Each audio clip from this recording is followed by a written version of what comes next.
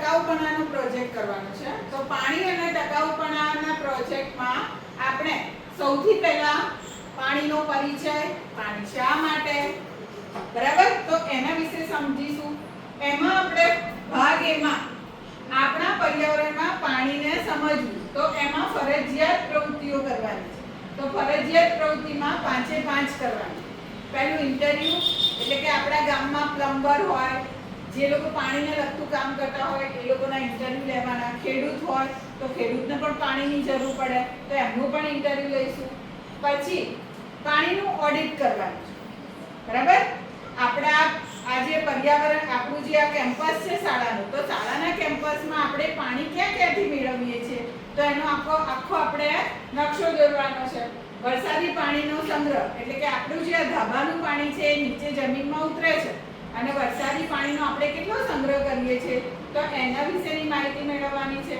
પછી શીખવા માટે એક બનાવવાનું પણ છે આપણે, ટીપી ટેપ એવું એક, અથવા તો ટપક સિંચાઈ પદ્ધતિ અથવા તો માટલા પદ્ધતિ, એ બનાવવાનું છે.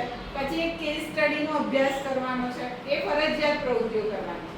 હવે છે વૈકલ્પિક પ્રવૃત્તિ. તો વૈકલ્પિક પ્રવૃત્તિમાંથી આપણે આ ચેપ્ટરમાંથી ફક્ત 2 જ કરવાની છે. તો એના માટે સૌથી પહેલા આપણે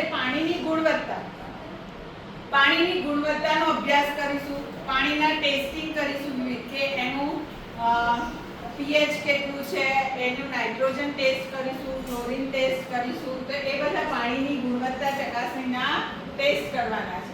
અને એમાં બીજી પ્રવૃત્તિ કરીશું આપણે રમત.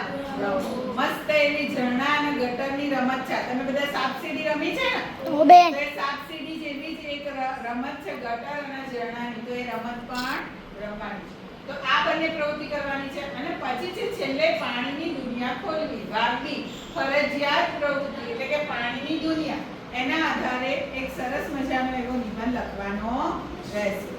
તો